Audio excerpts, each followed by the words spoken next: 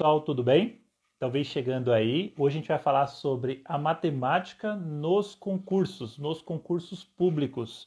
Como passar e como fazer a matemática ser sua aliada nos concursos públicos.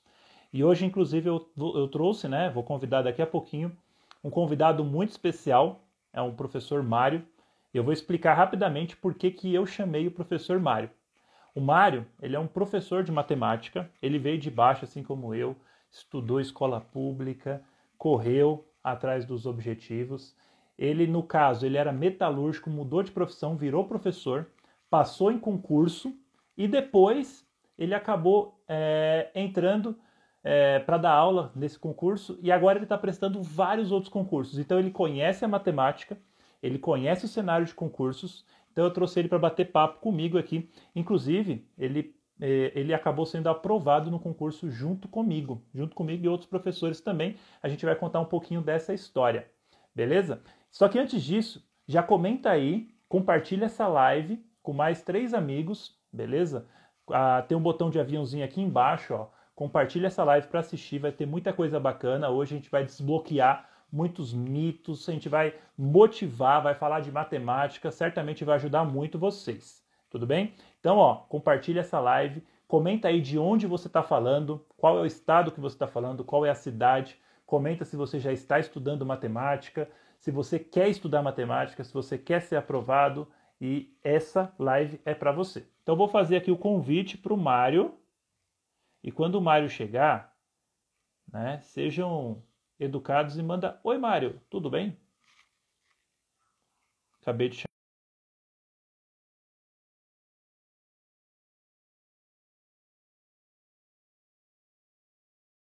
Um direct para Dani, fala assim: ô Dani, aceita morar no Nordeste, o Rafael quer muito. O Rafael quer morar no Nordeste.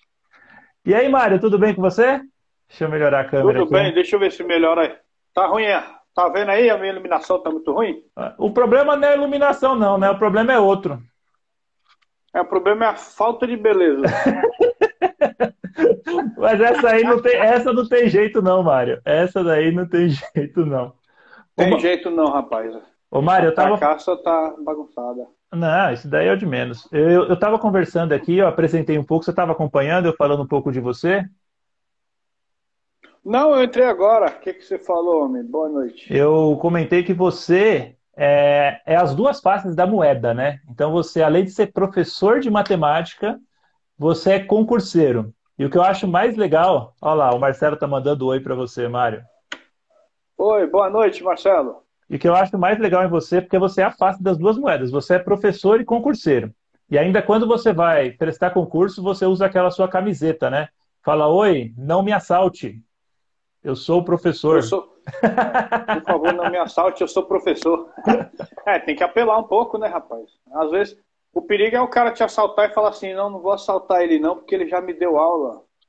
Já O pensou? problema é que no nosso Ca- tempo de Leopoldo, a gente deixou muito aluno de DP, né? O cara pode ficar com raiva da gente, né? Com certeza. Então é isso, Mário. Eu contei um pouquinho, falei que você, né, você não nasceu sendo professor, né? Você começou como metalúrgico, né? E de repente Sim. aconteceu que você escolheu ser professor. Então a gente vai fazer os dois caminhos aqui. A gente vai falar um pouquinho, né, que você é o personagem principal hoje, né? Um pouquinho de como foi ser professor. A gente vai contar um pouquinho da nossa história, como que foi a gente ser aprovado no concurso junto, né? E depois a gente vai entrar na parte da matemática do concurso, dando várias dicas para essa molecada. Então conte um pouquinho de você, como foi um pouquinho essa escolha aí, né? É, cara, foi até meio estranho, né? Eu trabalhei, que nem você falou, né? Eu trabalhei 11 anos como metalúrgico, né? Eu comecei minha vida profissional no processo seletivo. No começo dos anos 90 era muito difícil ingressar no Senai, né? Eu fiz Senai, fiz mecânica geral de usinagem, e aí trabalhei 11 anos de metalúrgico, trabalhei no controle de qualidade e sempre me identifiquei com exatas. E aí eu não gostava muito do meu trabalho, né? Mesmo trabalhando no controle de qualidade, tinha até um saláriozinho bacana, mas eu não gostava, não sei se é pelo estresse, né? E aí, quando foi no começo dos anos 2000, apareceu uma oportunidade de fazer faculdade de matemática, né? E eu não era uma pessoa que tinha muita paciência para ensinar, chega a ser engraçado, né? Que eu sou uma pessoa bem paciente. E aí, quando eu comecei a dar aula, eu peguei gosto pela coisa. A gente foi se apaixonando, né, com os alunos, você vendo que as pessoas aprendem e tal. Aí foi muito legal e me identifiquei, né? Estou aqui até hoje, né? Já vai para mais de 15 anos que eu estou na educação. Muito Basicamente é legal. isso. Uma coisa interessante que você falou aí, né, que você achava que você não tinha paciência para ser professor, né? Mas eu tenho certeza que na faculdade você aprendeu muita coisa, né, que te deu base para poder, né, também conseguir dar aula, né? Sim, sim. Na verdade, a faculdade, o maior aprendizado foi a paciência, né? A gente fez ensino médio público, né? Eu também estudei escola pública até o ensino médio. A gente entra na faculdade com pouquíssimas bases de matemática. Eu vou até contar uma experiência engraçada, né? Hoje dá até um Uhum. pouco de vergonha.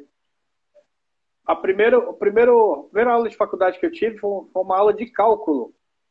Eu nunca esqueço do professor, ele chamava Oderson.com. A gente chamava ele.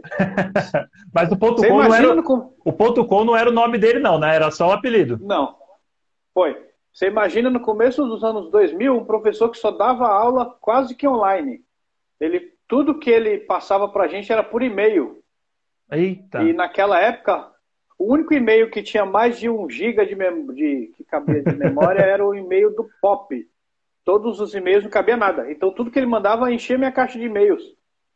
E aí ele passou um exercício que eu morri de vergonha. Ele passou um exercício que estava com o seguinte enunciado: construa o gráfico da função f de x igual a x ao quadrado. E era Eu não fácil, né? consegui fazer. E esse daí é Não fácil, né? consegui fazer, cara. Não consegui fazer, por incrível que pareça. Não lembrava. Eu morro de vergonha de falar isso hoje. Mas você sabe, Mário, Aí depois, que você sabe que essa questão da base matemática, né, é muito assim. A gente tem esse problema na matemática com muitos estudantes, mas eu acho que quando a gente tem força, dedicação, e acho que é o que você vai comentar agora, né, a gente consegue superar isso, né? Principalmente botando a cara para estudar, né? sim, sim. Porque aí eu fiquei com vergonha, né? Porque falei, não, vou ter que aprender, né? Eu comecei uma faculdade de matemática, não sabia fazer um exercício. Naquela época a gente não tinha tanto acesso à internet, né? Aqui em casa era internet de escada. Quando o pessoal mais novo não pegou essa época, né? Quando você ligava a internet, o telefone parava de funcionar. Era E assim mesmo. começava a vir meus pais queriam me matar. Vinha 500, 600 reais de conta de telefone por causa da internet. Uhum. E aí vem a perseverança, né? Primeiro pelas condições que eu fiz a faculdade, porque eu financiei. Eu estava desempregado, né? Aí eu fiz o chamado FIES, que era o único programa que tinha naquela época. E aí eu falei, puxa, eu vou pagar um rim quando acabar a faculdade, né? Eu vou ter que fazer ela bem feita, né? Aí começamos a estudar. Como eu estava desempregado, a gente começou a fazer grupo de estudos na faculdade. E aí alguns colegas até me pagavam um pouco, porque como eu tinha tempo para estudar. Aí eu vi que eu levava jeito para ser professor quando eu comecei a estudar para ensinar meus colegas, né? E aí foi aperfeiçoando, né? E sempre se aplicando na matemática, que era um outro contexto daquela época, diferente do dia de hoje, né? A Uhum. matemática naquela época ela era muito conteudista. Eu até Conteudista não engessada, né? era engessada. O professor ensinava daquele jeito e a gente tinha que fazer daquele jeito. Se você não fizesse do jeito que o professor te ensinou, para ele não servia, né? E Entendi. eu nunca gostei desse tipo de pedagogia. Tanto que nós dois trabalhamos totalmente diferente disso, né? Não tem nada a ver, né? Uhum. A gente trabalhava na mesma escola, né? Durante acho que uns 5, 6 anos, né? Foi tempo pra caramba, né, Mário? Uns Foi 5, 6 anos. 6 anos. 6 Seis anos anos. que a gente trabalhou junto na mesma escola. E era uma bagunça, tanto a minha sala quanto a sala dele. Só que era uma bagunça assim, porque a gente brincava muito, a gente deixava os alunos à vontade para aprender, e, enfim, era essa um pouco da didática. Mas enfim, depois de quanto tempo você entrou na faculdade, você já começou a dar aula? Na metade da faculdade eu comecei a eventuar, já, né? Eu trabalhava de call center, essa época foi sofrida.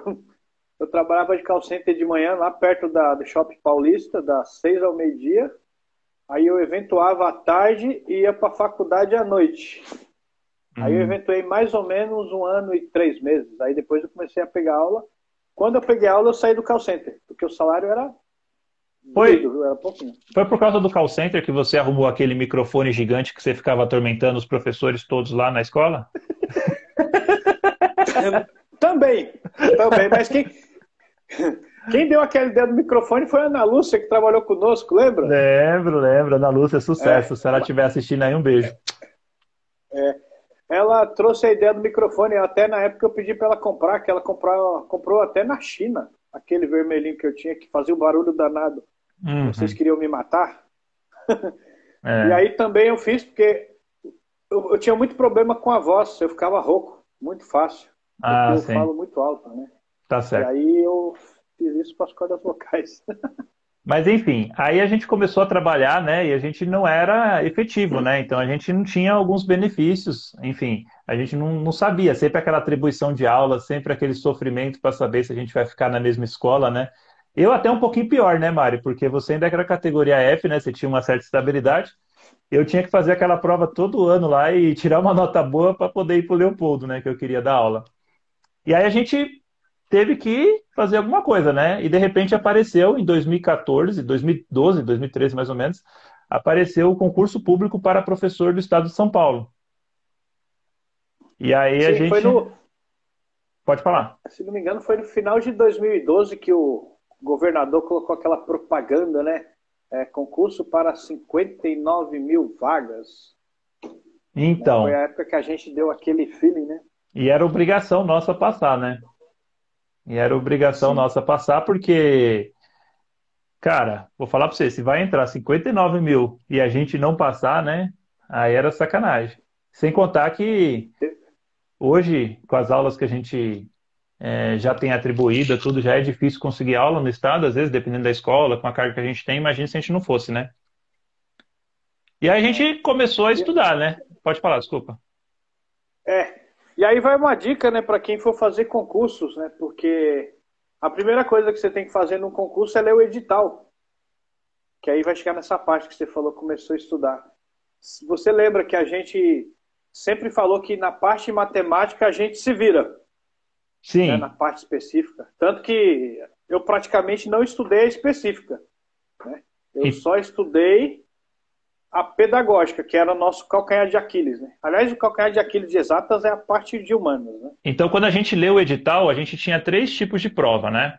A gente tinha a redação, a gente tinha Sim, a parte de legislação e a gente sim, tinha a parte de matemática. Então sim. eram esses três caminhos. Então, por exemplo, se você vai fazer a prova edital, comenta aí qual concurso que você vai prestar. Eu tenho aqui, por exemplo, ó, o edital. Depois eu vou falar detalhado, né? Da Polícia Militar, que é um dos concursos que abriu recentemente, que as vagas, acho que se eu não me engano, é, as inscrições, acho que se não se encerraram, já vão se encerrar, né? Do concurso da PM. Então tinha três disciplinas, né? A matemática, a redação e a parte de legislação. E aí, como você disse, a matemática você já dominava, você nem estudou, inclusive eu também. Eu estava numa época que eu estava dando aula numa escola particular e era bem puxado, né? E aí a Você estava matemática, voando, né? então, e aí era bem puxado, eu tinha que estudar muito para dar aula, inclusive, e aí, consequentemente, eu estava bem seguro nisso, acho que você também, e foi uma opção que a gente teve de não estudar matemática porque a gente estava bem seguro. Mas a gente precisava estudar o quê? A lei. Legislação, a lei. Aquilo que foi o que me fez tomar bomba nos concursos anteriores, né? Que também tem a outra parte, que é a parte da, como é que eu posso dizer, persistência. Porque para me efetivar no Estado, eu tomei bomba em 7 concursos. Caraca, Mário. Mas nunca foi. Eu prestei no Estado em 2003, 2007 e 2010. Aí na Prefeitura eu prestei em 2006, 2009 e 2012. E prestei na Prefeitura do Taboão em 2004 também. Não passei nesse. Só que eu nunca parei para analisar o porquê. Você Eu só fala, tive essa autocrítica. você era daqueles que falava assim que era Deus que não estava colaborando com você, ou se Deus quiser eu passo no próximo e não fazia plano. Isso, vou que vou. Que é a maioria das pessoas que prestam concurso vão assim, né? Eu vou, que Deus me ajude, mas não se preparam para isso. nós se preparamos, né? Nós fomos no calcanhar de Aquiles, que foi era a parte pedagógica, né? Legislação, aqueles autores que são os mesmos, e como eu faço muito concurso, não mudou nada a estrutura desde aquela nossa época. Eu vou falar para Geralmente você. são os mesmos autores. Eu vou falar para você, Mário. Se você acreditar no cargo que eu estou hoje da Secretaria Estadual, né? Eles pediram para a gente validar, olha só que doido, para a gente validar o edital que vai sair para professor do Estado no futuro próximo. Tá quase a mesma coisa, né? Então, mas aí a gente barrou algumas coisas, colocou outros livros. A gente lá da equipe de matemática, a gente que fez essa atividade lá. A gente ficou uns 2 dias analisando o edital e colocando algumas coisas, tirando outras. Bem legal. Senão fica muito sem graça também, né? Vai fazer igualzinho. É. Mas pelos concursos que eu fiz, não muda muita coisa. E aí, o que a gente fez naquela época? A gente focou na parte pedagógica, né? E aí teve até o A gente não, né? Cristiano nos Apareceu ajudou um anjo muito, lá né? pra gente, né? Que acho que se dependesse da gente ia É, colocar na mão de Deus de novo, né? não, a gente ia pegar na mão de Deus, ia na fé. Vai na fé e na matemática. Mas eu não sei se você lembra, cara. Você sabe o que fez a gente estudar? Foi ler o edital, né? Foi ler o Que edital. porque até isso é uma dica para quem está assistindo. Porque até teve uma coisa que eu acho que não foi correta, mas graças a Deus para a gente foi bom.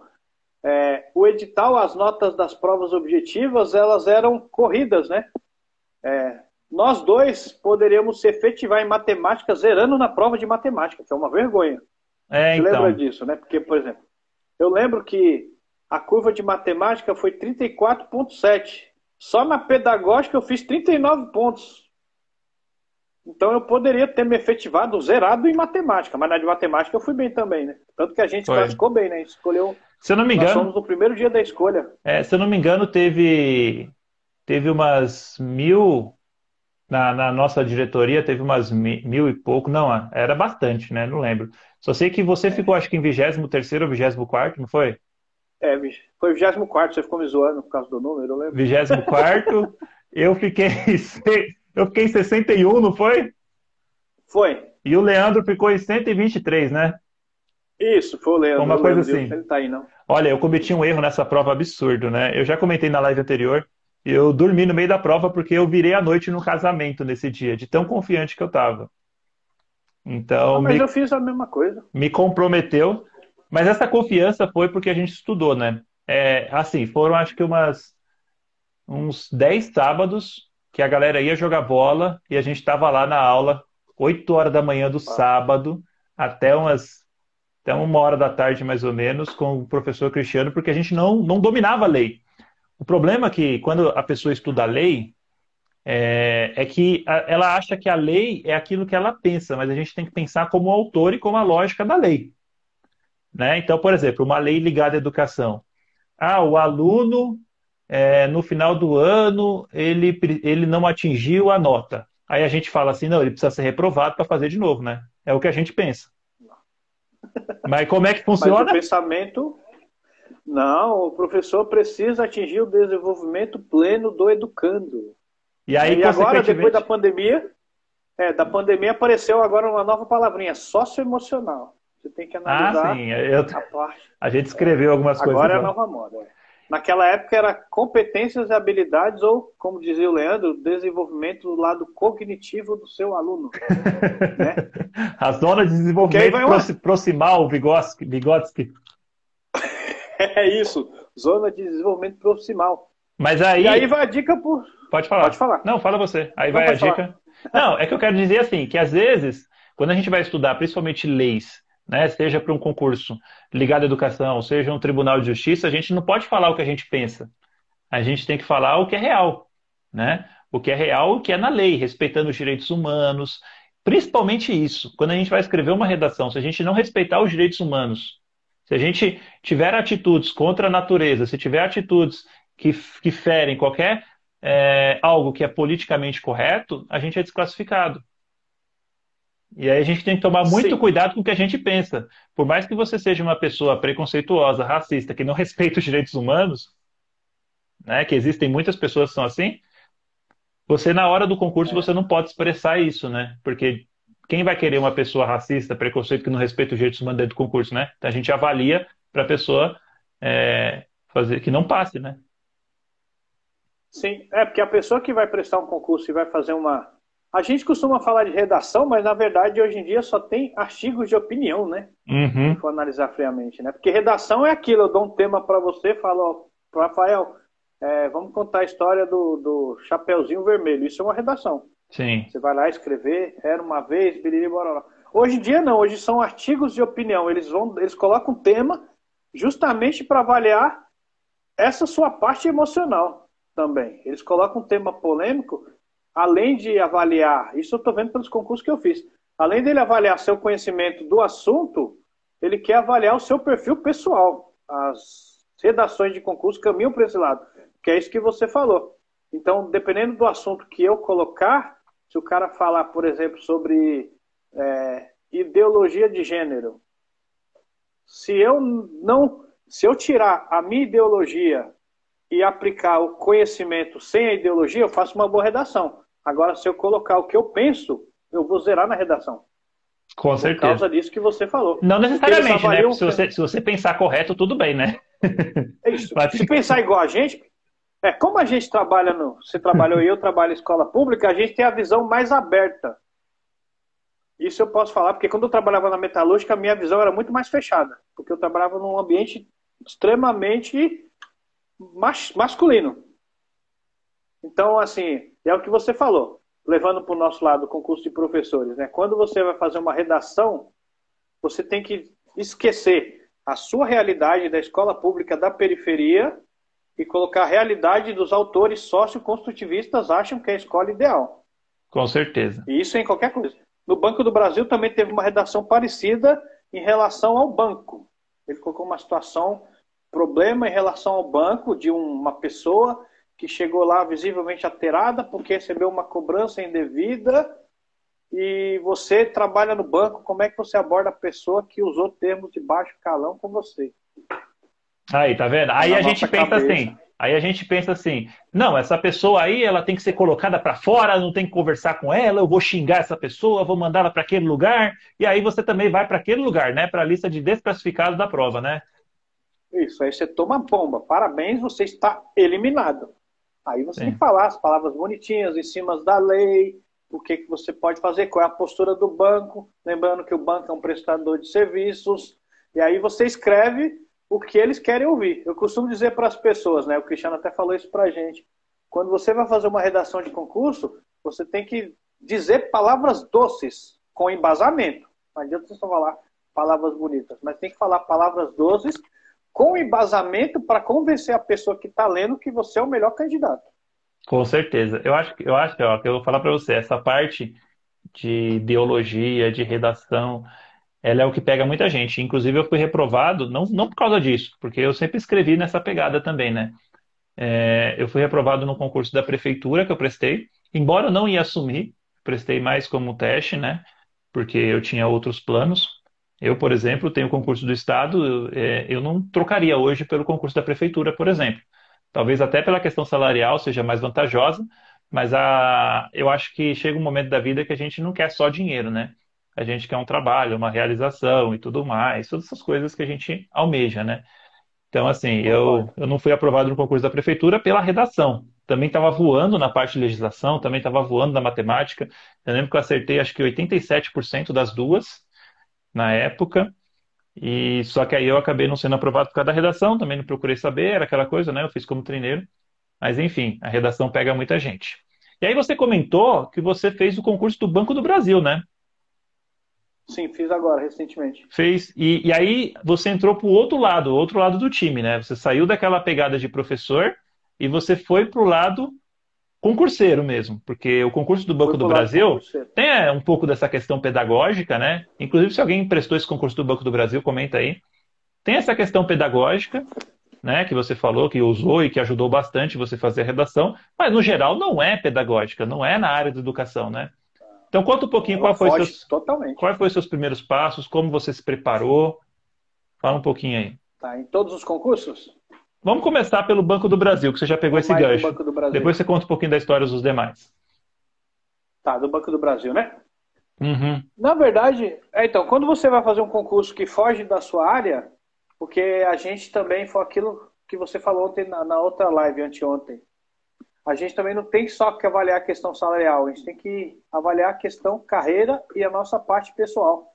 Será que se eu trabalhar no banco eu vou conseguir equilibrar? Tem que haver um equilíbrio. Não adianta eu ganhar 20 mil reais e não conseguir exercer aquilo que eu passei. Uhum. Então, você tem que pensar nessas situações. Aí o que eu fiz do Banco do Brasil? Eu fui estudar aquilo que eu não domino, que são as leis bancárias, né? A parte matemática, para nós, né, a parte do concurso de matemática do Banco do Brasil é mais fácil que a do concurso de professor, porque lá eles trabalham com a matemática básica, né? O que pegou para mim, mas eu me saí bem, razoavelmente bem, foi a parte das leis bancárias, né, direito tributário, essas coisas, a parte mais difícil foi essa. E aí eu foquei nessa parte mais difícil. E aí tem a parte da confiança. Quando você sente que está respondendo corretamente aquilo que você não domina, fica mais fácil você responder corretamente aquilo que você domina. É a parte do concurso. Tem a parte psicológica também. Eu não costumo demorar em questões que eu tenho dificuldade, justamente para não perder a concentração. Que é uma dica. Muita gente também toma bomba em concurso, porque às vezes você fica naquela questão que você não sabe, mas você quer resolver aquela. Aí você perde a concentração, você fica nervoso, você acaba não respondendo as outras. E aí você perde tempo e você perde a oportunidade de responder questões que você domina. Então, quando eu não sei de jeito nenhum, eu pulo. Isso daí... Umas questões do Banco do Brasil parecia mandarim. Sim, tem questões que, sim, é difícil. Raramente você vai acertar todas as questões, né? A gente tem que ter consciência disso. Não só no concurso, mas também numa prova como, por exemplo, o Enem, o vestibular, a gente não vai acertar todas as questões. Você pode até acertar, mas é um ponto fora da curva, né? E a gente tem que ter uma estratégia, e principalmente essa daí. Você não pode comprometer sua prova, o seu emocional tem que estar bem equilibrado. E se você pegar uma questão que você não sabe de jeito nenhum, não perca muito tempo nela, você vai comprometer o seu tempo, você vai ficar com a moral embaixo, porque, pô, eu errei essa questão, o concurso já acabou, vou responder de qualquer jeito. E o que você falou é fundamental, é você ter estratégia de prova. E você estudou leis, o que você fez? Você comprou o material, você pesquisou na internet, como é que foi? Teve uma amiga minha que me mandou um material do concurso anterior, que também é uma dica boa para você fazer concurso é você estudar as provas anteriores dos concursos. E aí eu estudei, mas eu não paguei ninguém, eu estudei sozinho e com alguns amigos também, assim, estudando como estava na pandemia, a gente estudava pelo Zoom, né? Mas a maioria dos materiais eu pesquisei na internet e fui estudando sozinho. Tudo bem que nossos professores, a gente tem uma certa autonomia para isso, né? A gente já está acostumado a estudar sozinho. Até os cursos que nós fazemos na EFAP é autoinstrucional. Então a gente se acostumou já com essa modalidade de estudo. Então eu não tenho muita dificuldade hoje de estudar sozinho, né? Mas para quem tem dificuldade de estudar sozinho, a dica é o quê? Junta algumas pessoas que vão fazer o mesmo concurso, compartilha o material ou compra o curso, que nem eu e a Rita Nunes, que trabalhou conosco, a gente comprou o material do curso que ainda vai sair da Receita Federal. A apostila foi 200 e poucos reais, a gente comprou em 4 pessoas e aí ela mandou no Google Drive. Aí eu já estou estudando um pouquinho, que eu quero prestar esse concurso quando sair, né? É uma coisa que eu quero fazer. Então, assim, o ideal é você ir naquele calcanhar de Aquiles, né? Estudar provas anteriores ajuda muito e uma coisa que pouco concurseiro faz, quer dizer, os concurseiros de verdade fazem. Você tem que analisar a instituição que vai aplicar a prova. Porque cada instituição, você sabe disso, que você é concurseiro também. Agora você está sossegado aí, agora você é patrão, mas... É você que é o chefe. A gente também tem que avaliar que foi outra coisa que deu trabalho no Banco do Brasil. Tem que avaliar a instituição que aplica, né? A SES Gran Rio, ele tem uma linha de pesquisa que foge totalmente da educação. Isso foi um desafio para mim. Para nós aqui, para eu e você, a VUNESP e a FGV já é mais a nossa cara. Porque eles são voltados para a educação. Adoro as provas da VUNESP. VUNESP te amo, VUNESP é minha vida. Se eu tivesse uma camisa, eu andava VUNESP até fazer um bandeirão da VUNESP. Então, por exemplo, os concursos que eu fiz no interior, quase todos eram da VUNESP. Então, por isso que eu fui bem.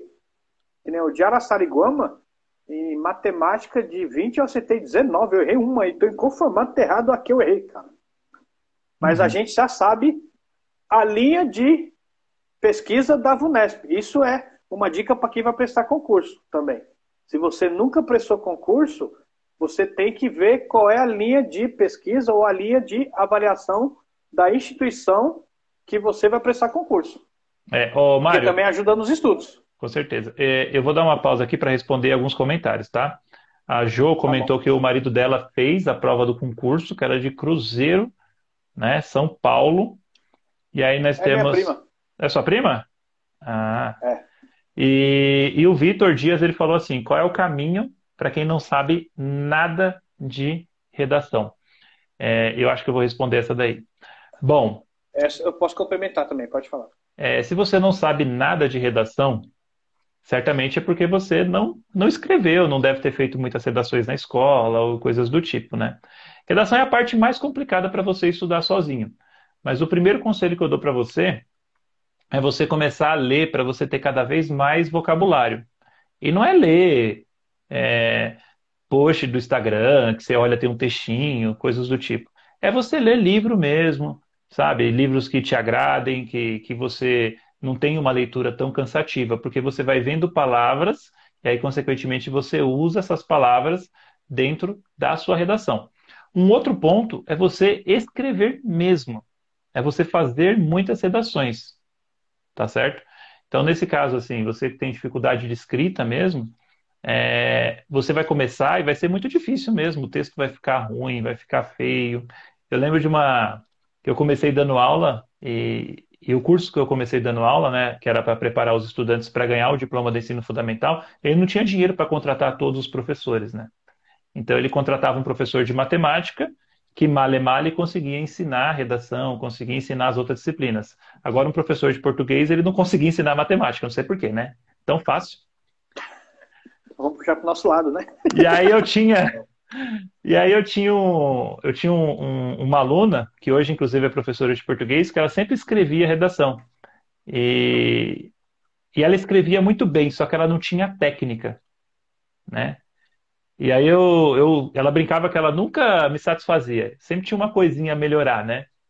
Então, você começa a fazer redação e você tem que ver, por exemplo, que ela tem uma estrutura. E você começa desde o básico. Uma redação tem começo, tem meio e tem fim. Aí depois você começa a chamar de introdução, desenvolvimento e conclusão. Aí o desenvolvimento você já divide também em duas partes. Então, assim como a matemática, que você tem toda uma estrutura de matemática básica, a redação também tem. Então, começa a pesquisar todas essas estruturas, começa a ver redações, começa a escrever e, principalmente, leia a redação que você escreveu. Tenta ler em voz alta. Né? Fala assim, ó, eu vou ler a redação que eu escrevi. E aí, consequentemente, com essa técnica, com a teoria e com a prática e aliada à leitura também, você vai desenvolver essa linha de raciocínio. E cada vez se aprimorando mais. Agora você falou que ia complementar. Isso, você não deixou de estar justo. Além disso, porque você falando da leitura, também tem uma coisa assim, ler também é um exercício. Então, primeiro você precisa começar a ler coisas que você gosta, para você se acostumar a ler coisas que você não gosta. Porque para você passar no concurso, você também precisa ler coisas que você não gosta.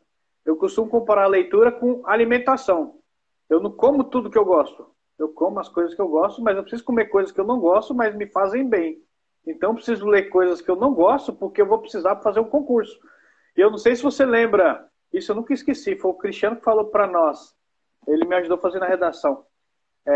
Todo mundo aqui lembra do Caça-Palavras, aquele coquetel. Uhum. E tem uma parte lá embaixo que é chamado banco de respostas. Lá embaixo tem umas palavrinhas lá. Geralmente são as palavras difíceis, lembra? Que aí você geralmente encaixava naquela. Quando eu faço redação, isso é uma dica para quem é de exatas para fazer uma redação.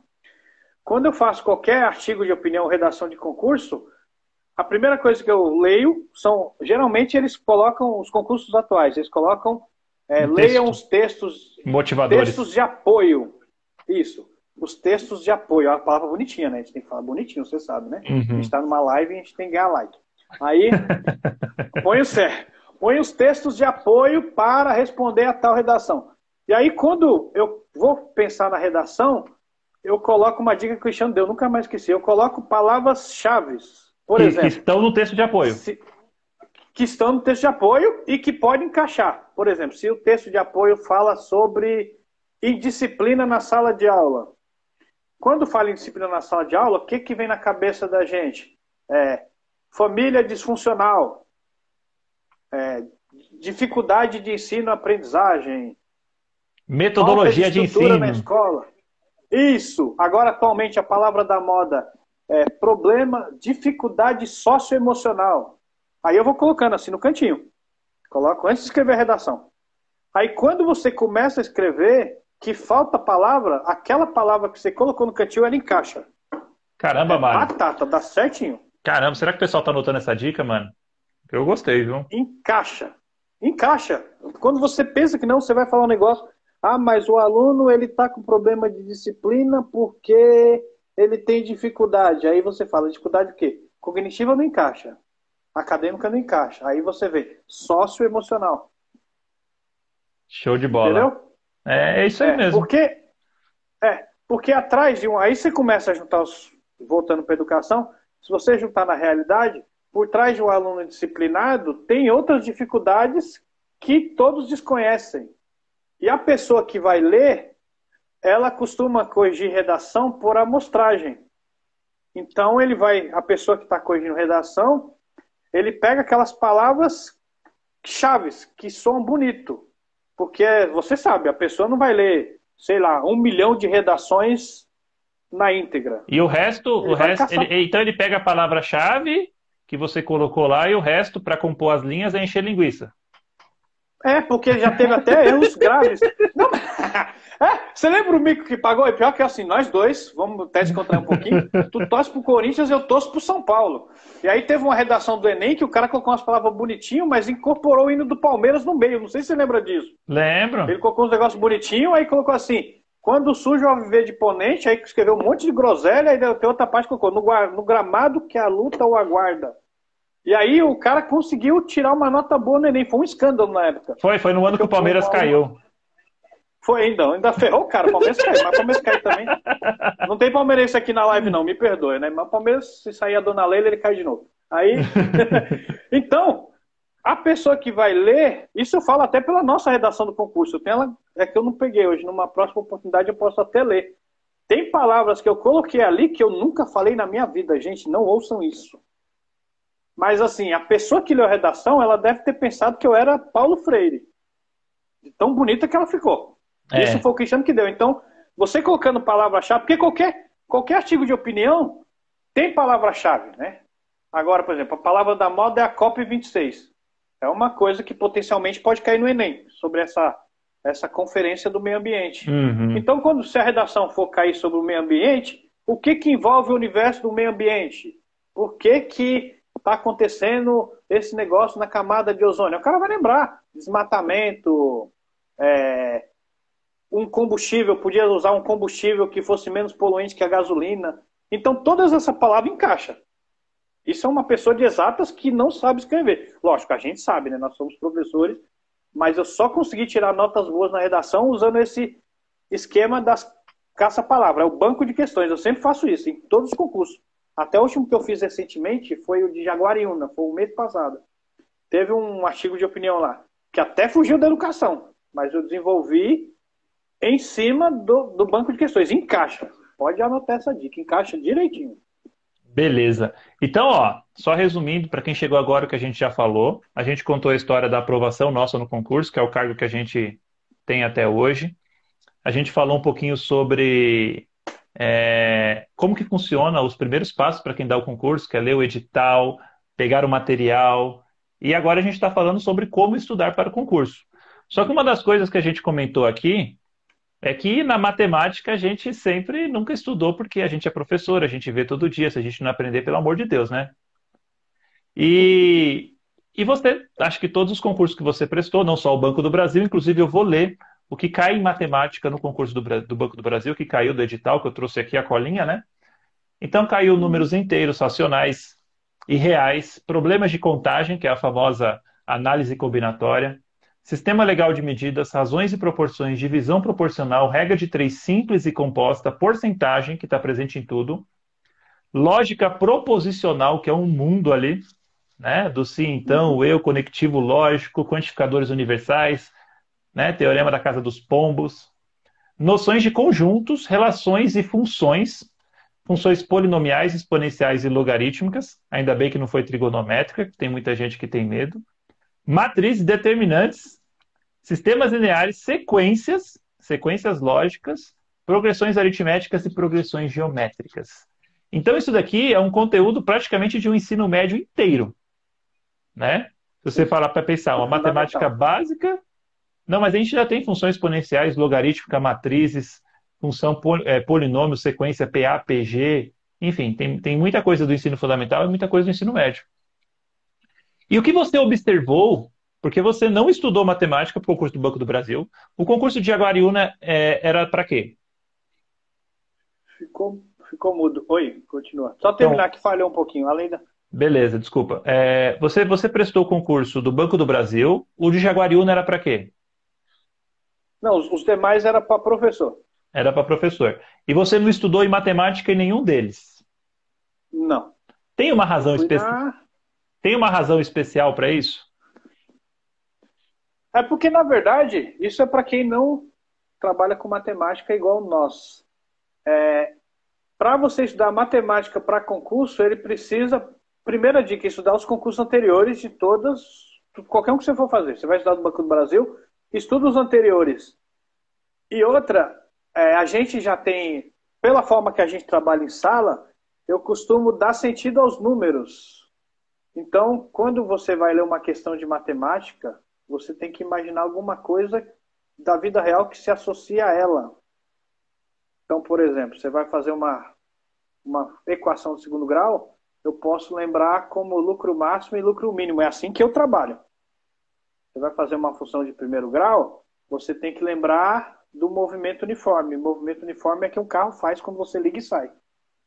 E aí fica mais fácil para você associar no concurso. Mas se você entender a função polinomial, entender a função do segundo grau, você precisa estudar ela de um jeito para fazer o concurso da banca César Gran Rio, de outro jeito para fazer da banca da VUNESP, de outro jeito para fazer o concurso da PM, ou uma vez que você aprende esse conteúdo, você consegue fazer todas essas provas?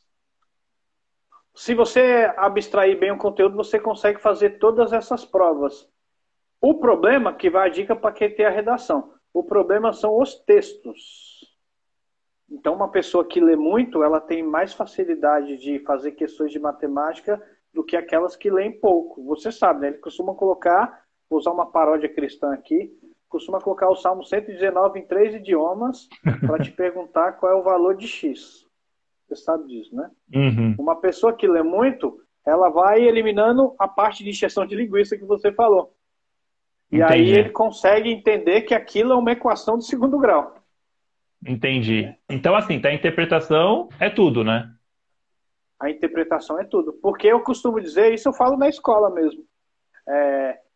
Calcular, boa parte das pessoas sabem calcular. E quem não sabe tem um celular para isso, que é um erro. Por isso que muita gente tem dificuldade com cálculo, você sabe disso. A maioria das pessoas usa um celular para calcular. Mas interpretar o exercício é uma dificuldade da maioria dos concurseiros, principalmente em matemática. Eu vejo pelos meus colegas de humanas, quando pede para me ensinar a estudar matemática para concurso. Eu consigo detectar que o problema dele não é tanto na parte dos cálculos, é na parte da interpretação. Que era o que a gente trabalhava no Leopoldo, quando a gente estava junto, lembra? Você Até sabe? os provões. Sim, Pode falar, eu sim. ia contar uma coisa engraçada da gente, experiência. Não, conta agora. Então, você lembra uma vez que a gente fez uma prova que a gente colocou um poema de Milor Fernandes, que ele cometeu um erro daquele negócio lá, que ele falou assim, me chama de... Eu sou o quadrado dos catetos, mas pode me chamar de hipotenusa. E Vírgula, a gente sua colocou linda. lá que... Sua linda, isso, a gente até... Aí a gente colocou lá, Milor Fernandes cometeu um erro matemático. Qual foi o deles, né? Porque o erro dele foi não se chamar de quadrado da hipotenusa. Lembra? Ele falou, eu sou o quadrado dos catetos, mas me chame de hipotenusa. De hipotenusa ao então, quadrado. assim, você vê. Que era hipotenusa ao quadrado, ele só chamou hipotenusa. Que foi a pergunta que era a pergunta do milhão, né? Que a gente brincava. Então, O que falta, o que eu sinto assim é falta de interpretação. E outra, né? As pessoas, as informações são muito fáceis. O concurseiro, ele tem que lutar para pegar as informações. Não adianta ele só ficar sentado no YouTube e assistir o professor Rafael Dombrauskas ensinando matemática para concurso. Ele tem que pegar e fazer. Cara, Do mesmo jeito que você tem. não, pode falar, pode Concorda? falar. Não, é que assim, é a hora que a chave vira na cabeça. É essa É, hora que a chave vira na cabeça que eu sempre costumo falar que é a passividade do estudante que impede ele da sua aprovação. É a passividade. É você assistir uma aula e você não se perguntar o porquê. Os melhores alunos que eu já tive são os alunos curiosos, os alunos que se perguntam o porquê disso, o porquê daquilo. E, cara, não adianta, se você ficar esperando com o bumbum na mesa, bumbum na mesa não, bumbum na cadeira, que a resposta vem, não dá certo, não vai para lugar nenhum. Você tem que ser ativo no seu desenvolvimento. E aí você comentou agora, você falou dois pontos, né, que é a interpretação e o cálculo, né? Eu vou contar uma experiência que aconteceu comigo, coisa rápida, né? Do primeiro Enem que eu fiz, quando eu tinha 17 aninhos, e que eu passei mal. E passei mal fazendo exercício de matemática. Mas passei mal, assim, não de eu ficar doente, mas de. Sabe quando você sai com aquela cabeça assim, tão cheia, tão cheia, tão cheia? Porque, cara, eu tive um start, e assim, para você que vai prestar o primeiro concurso, para você que já prestou, comenta aí se aconteceu com você. Eu fiz tanto cálculo com vírgula, divisão com vírgula, multiplicação. O próprio concurso do Banco do Brasil caiu uma questão que eu já, inclusive, já fiz um rios dessa questão, que era para você fazer 1,2 elevado à quarta, que é 1,2 vezes 1,2 dá a resposta, que é dar 1,44, depois 1,44 vezes 1,2 de novo, que vai dar 1,50 e tantos, depois vezes 1,2 de novo, que vai dar 1,60 e alguma coisa. E o que que acontece? Parece fácil e idiota fazer uma multiplicação. E de fato é um conhecimento básico do básico do básico. Só que a galera tá tão sétimo. acostumada a ficar só na calculadora, tá tão acostumada só nisso, que aí chega no concurso público, seja na prova do Enem, chega lá, acontece igual aconteceu comigo com 17 anos. Sabe? Vai fazer a prova, tem tanto cálculo, que você acaba cansando e, consequentemente, se dando mal. E aí tem um outro ponto também, que eu falei isso como matemática básica, né? Que assim, É do sétimo ano isso aí. é, que assim, o cara, ele quer aprender logaritmo e não sabe fazer potenciação. O cara quer aprender uma função do primeiro grau e não sabe resolver uma equação do primeiro grau. O cara não sabe o que é o valor do x numa equação. E aí o cara patina, demora muito tempo. E eu fiz uma Você me deu lista, outro start. é, mas já vamos lá. Eu fiz uma lista aqui de matemática básica que assim, eu acho que é uma parada obrigatória para qualquer um que vai fazer concurso que tenha matemática, é uma parada obrigatória. Nem que seja, tipo, eu já domino o conteúdo, beleza, passa rápido, leitura dinâmica. Entendeu? Mas certamente uma lacuna você vai ter que não tá boa. Então, ó, quem tiver aí anota, pega um papel, corre aí. Eu vou dar 3 segundos para vocês, anotem aí. Que se você, o primeiro passo, se você quer fazer um concurso de matemática, é obrigatório fazer matemática básica, nem que seja, pô, já domino, já sei, e aí, consequentemente, vai. Conjuntos numéricos. Primeiro ponto.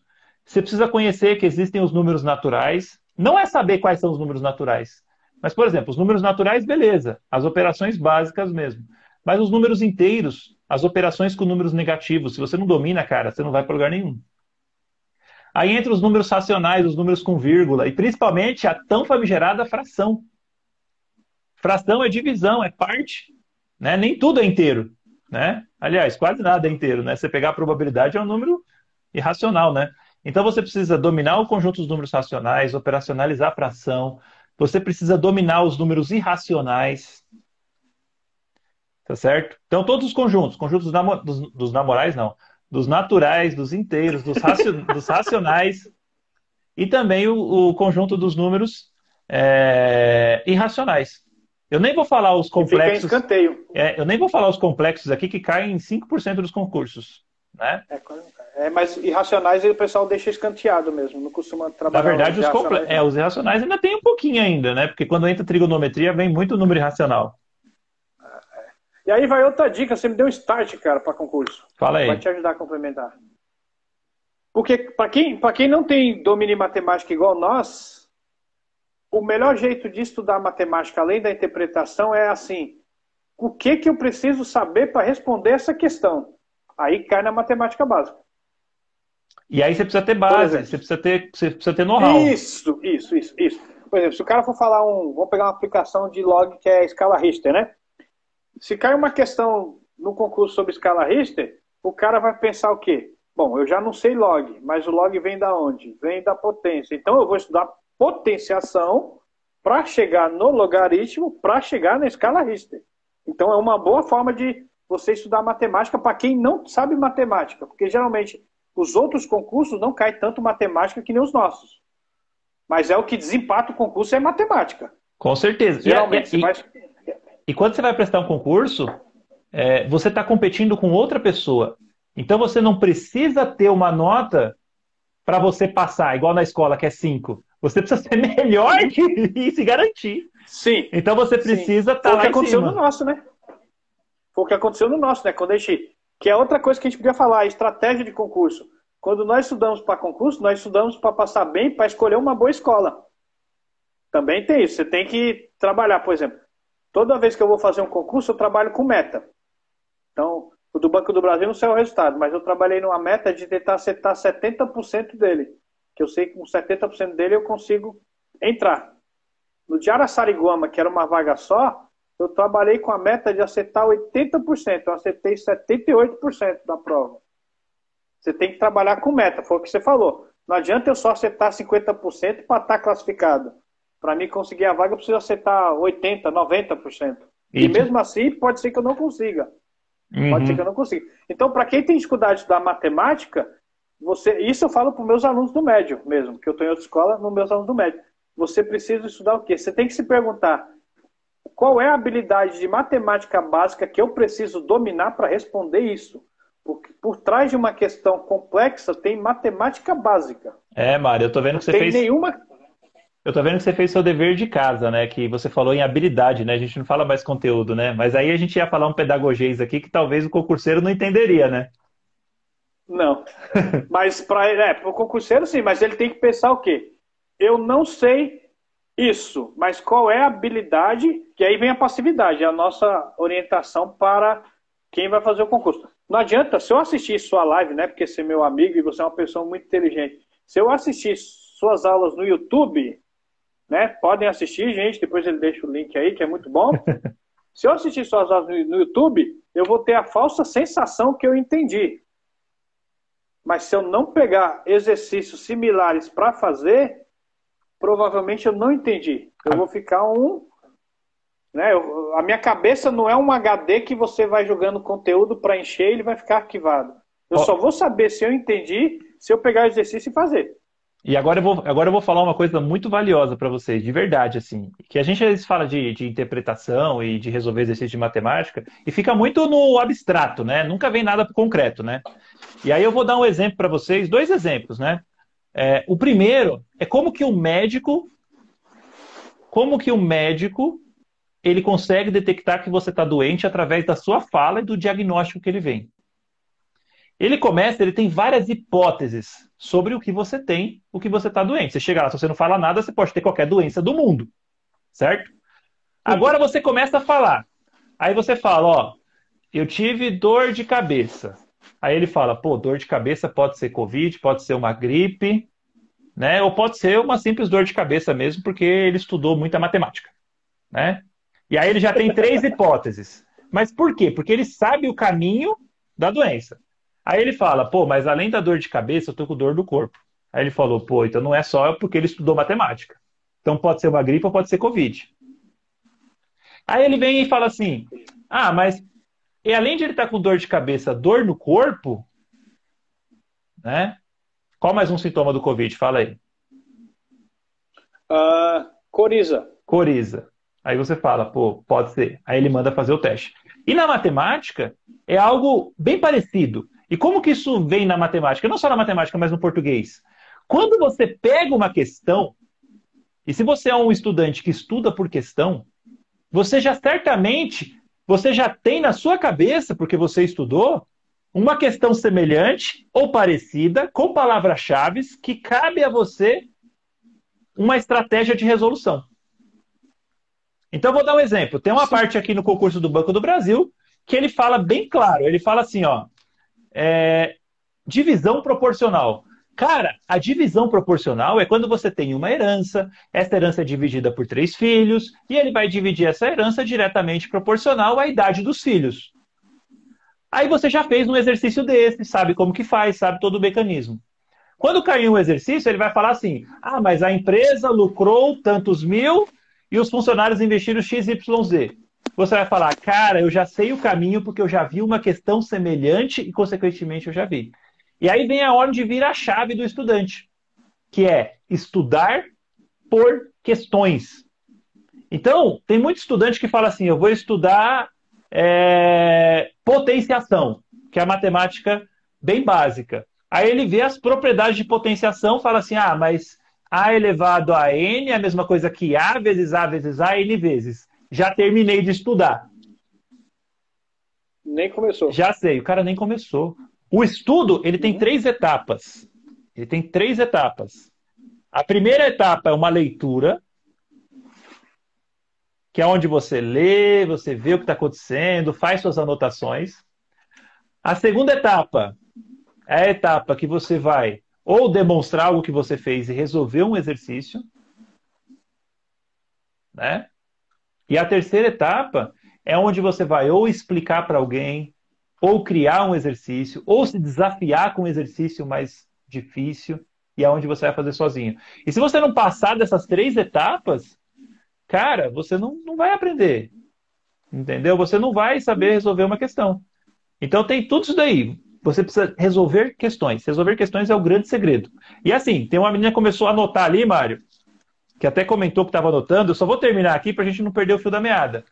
Eu tinha falado sobre regra de 3 simples e eu tinha falado sobre os conjuntos, né, dos números naturais, inteiros, racionais, irracionais e também até mesmo os complexos. Então, continuando a anotar aí, você tem potenciação e radiciação. Aí você junta tudo para aprender expressões numéricas. E aí depois vem frações, só que antes de frações, múltiplos, MMC. Aí vem divisores e MDC. Ajuda muito. Não é só para você aprender a calcular o MMC, mas os múltiplos na hora de simplificar, de fazer cálculos, os divisores também absurdamente. Aí tem as frações, que você precisa aprender também. Vem álgebra, quando entra o X, que vira a chave, que muitos estudantes não conseguem entender o que é uma variável, o que é uma incógnita. Né? Então você precisa ver operações básicas entre polinômios, produtos notáveis e resolver equações. Então, assim, se você é concurseiro e não sabe resolver uma equação do primeiro grau, uma equação do segundo grau, uma equação exponencial, eu não vou nem entrar em logarítmica e trigonométrica, é uma área mais avançada, mas se você não souber do primeiro grau, do segundo e exponencial, porque quase todos os exercícios, enfim, se resume numa equação. E se você não sabe resolver uma equação, cara, é pedágio obrigatório você saber matemática básica. Entendeu? Agora... E é o que você falou, né? Estudar as habilidades por questões. Eu falo até para os meus alunos ou para qualquer pessoa que pede dica de concurso. Se a pessoa for estudar potenciação, as propriedades de potenciação elas são quase que infinitas. Ele tem que ir direto na questão do concurso. Qual é a parte da potenciação que eu preciso saber para responder isso? Essa é a vantagem de estudar questão por questão. Então, às vezes, é mais vantagem você pegar 10 questões e estudar ela bem estudada do que você tentar entender 100 questões. Você não vai entender. É o que você falou na outra live lá. Eu querer fazer tudo de uma vez. É assoviar e chupar cana. Você tem que ter foco. Assoviar e chupar cana. Eu vou pegar essa questão. Eu vou pegar aquela questão e vou meditar naquela questão até entender a habilidade que eu tenho que fazer aquilo. E aí você é teimoso, é o que eu te falei. Você é teimoso, você é curioso. Eu sou teimoso. E essa é a habilidade. Essa é a habilidade que você precisa ser, teimoso e curioso. Os alunos que tiram dúvidas são os alunos que aprendem. Os alunos são teimosos, são os alunos que aprendem. Os alunos que falam são os alunos que aprendem. Sim, você tem que ser teimoso. Então, você viu tanto que eu tomei bomba 7 vezes em concurso. Aí depois que eu passei no estado, eu passei em Araçariguama, passei em Jaguariúna e passei em Sorocaba. Não fui chamado, mas já passei em 3. Teimoso. E assim, vou fazer o concurso de Paulínia. Já estou estudando. Teimoso, é o que você falou. Tem questões até de matemática que a gente tem dificuldade de entender. Mas eu só vou parar quando eu entendo. Mas, ó, Mário... Mas é saber, não é? Não, desculpa. Mas eu vou te falar uma coisa para você. A gente fala muito disso, né? E parece que a gente está jogando tudo nas costas do aluno sozinho, né? Mas tem um profissional que é muito importante nessa área, que nem, por exemplo, a gente fala de radiciação. Radiciação é potência com expoente fracionário. Tem tantas fórmulas de radiciação que, cara, não serve para nada as propriedades de radiciação se você entende que a potência é expoente fracionário. E aí eu quero que você diga para mim a importância de um professor nesse processo. Sim, porque na verdade eu costumo dizer assim, o professor, eu costumo dizer que o professor é o mecânico do conhecimento. A gente tem a habilidade de encaixar todos os conhecimentos que o aluno tem no mesmo lugar. A gente dá aquele norte. Ou pode dizer que a gente é a placa de trânsito, aquela placa que está assim, você pega a Bandeirantes, você sabe que eu viajo muito. Eu sou uma super placa, né? 2 metros de altura. Você é uma placa gigante, é uma placa mãe. Você tá andando na Bandeirantes, aí tem uma hora que a Bandeirantes é legal, que a Bandeirantes e a Anhanguera, ela se cruzam num monte de lugar. Quem já foi, cruza em Jundiaí, cruza em Limeira, cruza em Cordeirópolis. Então o que acontece? O que a placa te dá? Ela te dá a direção. Então se eu quiser ir para Jundiaí, para mim chegar mais rápido, ou para mim ir direto e não me perder, eu tenho que pegar a Anhanguera. Se eu quiser ir para Campinas, eu tenho que pegar a Bandeirantes. As duas levam para o mesmo lugar. Só que uma gasta menos tempo que a outra. O professor, ele te faz economizar tempo de estudo. Se você estudar sozinho, eu costumo dizer assim, se você estudar sozinho, você vai mais longe, mais rápido. Se você estudar com o professor, você vai mais longe. Ainda digo mais, Mário, que nem você falou, né? Você aprender, né? Pegando o gancho que a gente falou, a matemática, ela é única, é uma linguagem universal. E os concursos, por mais que ele mude um texto, ele mude uma palavra, ou mude alguma coisa, a matemática é a mesma. E como você falou, você não estudou matemática para nenhum deles, né? Porque você já sabe a matemática. E aí é que eu entro. Além de o professor acelerar esse processo, indo pela Anhanguera, que é mais rápido, enfim, quem conhece sabe, né? Ou a Bandeirantes, no caso. A Bandeirantes, enfim. A Bandeirantes é 120 e a Anhanguera é 100.